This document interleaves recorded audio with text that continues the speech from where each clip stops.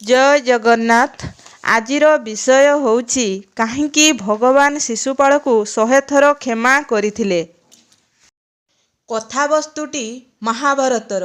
ଶିଶୁପାଳକୁ ଭଗବାନ ଥରେ ନୁହେଁ କି 2 ଥର ନୁହେଁ 100 ଥର କ୍ଷମା କରିଥିଲେ। ଆପଣମାନେ ଜାଣନ୍ତି କି ଏହାର କାରଣ କ'ଣ ହେଇପାରେ? ଜାଣିବା ଆଗରୁ ଯେଉଁମାନେ ମୋ ଚ୍ୟାନେଲରେ ନୂଆ ଅଛନ୍ତି ଚ୍ୟାନେଲଟିକୁ ସବସ୍କ୍ରାଇବ୍ କରିଦିଅନ୍ତୁ। ଶିଶୁପାଳ ହେଉଛନ୍ତି ଚେଦି ରାଜ୍ୟର ରାଜା, ଜଣେ ସୁଶାସକ। ତାଙ୍କର ଜନ୍ମ ବଡ଼ ବିଚିତ୍ର ଥିଲା। 3ଟି ଆଖି, 4ଟି ହାତ, ଯାହା ପାଇଁ ତାଙ୍କୁ ତାଙ୍କ ଘରେ ଫୋପାଡ଼ି ଦେଉଥିଲେ। ହଠାତ୍ ଶୂନ୍ୟବାଣୀ ହେଲା, ଚିନ୍ତା କର ନାହିଁ, ସବୁ ସମସ୍ୟାର ସମାଧାନ ହେବ। ଯାହାର ସ୍ପର୍ଶରେ ଏହି ବାଳକ ସାଧାରଣ ହେବ, ତାଙ୍କରି ହାତରେ ତା'ର ମୃତ୍ୟୁ ହେବ।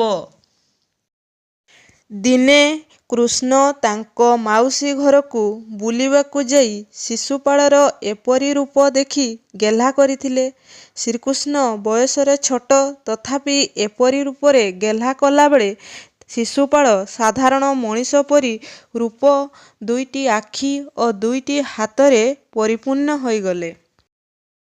ତାଙ୍କର ମାଉସୀ ଜାଣିପାରିଲେ ଯେ କୃଷ୍ଣଙ୍କ ହାତରେ ଶିଶୁପାଳର ମୃତ୍ୟୁ ହେବ।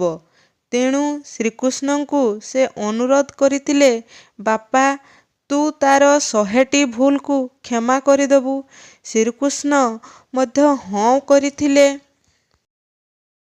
ଶିଶୁପାଳ ବଡ଼ ହେବା ପରେ ଜାଣିପାରିଲେ ଯେ ଶ୍ରୀକୃଷ୍ଣଙ୍କ ହାତରେ ତାଙ୍କର ବଧ ହେବ। ତେଣୁ ଜରାସନ୍ଧର ସାହାଯ୍ୟ ନେଇ ଶ୍ରୀକୃଷ୍ଣଙ୍କୁ ବହୁତ ହଇରାଣ କଲେ। ଏମିତିରେ ଶିଶୁପାଳ ଥିଲେ ଚତୁର୍ଥ ପାଣ୍ଡବ ନକୁଳଙ୍କ ଶ୍ୱଶୁର। ଆଉ ଶିଶୁପାଳ ବଧର ମୂଳ କାରଣ ହେଉଛନ୍ତି ମା ରୁକ୍ମିଣୀ। ରୁକ୍ମିଣୀ ଭଲ ପାଉଥିଲେ ଶ୍ରୀକୃଷ୍ଣଙ୍କୁ, ଏପରିକି ବାହା ହେବା ପାଇଁ ଚାହୁଁଥିଲେ। କିନ୍ତୁ ରୁକ୍ମିଣୀଙ୍କ ବଡ଼ ଭାଇ ରୁକ୍ମୁ ଚାହୁଁଥିଲେ ରୁକ୍ମିଣୀଙ୍କର ବିବାହ ଶିଶୁପାଳ ସହ ହେଉ। ରୁକ୍ମିଣୀଙ୍କର ହରଣ ହେଲା। ଶ୍ରୀକୃଷ୍ଣଙ୍କ ସହ ରୁକ୍ମିଣୀଙ୍କର ବିବାହ ମଧ୍ୟ ହୋଇଗଲା, ଯାହା ଶିଶୁପାଳ ପାଇଁ ବଡ଼ ଅପମାନ ଥିଲା। ସେବେଠାରୁ ଶିଶୁପାଳ ଶ୍ରୀକୃଷ୍ଣଙ୍କୁ ବଡ଼ ଶତ୍ରୁ ବୋଲି ଭାବିଲେ। ସମୟ ଅତିକ୍ରମ କରୁଥାଏ। ରାଜା ଯୁଧିଷ୍ଠିରଙ୍କ ରାଜା ଅଭିଷେକ ହେଉଥାଏ। ସେ ସବୁ ରାଜ୍ୟର ରାଜାଙ୍କୁ ଡାକିଥାନ୍ତି।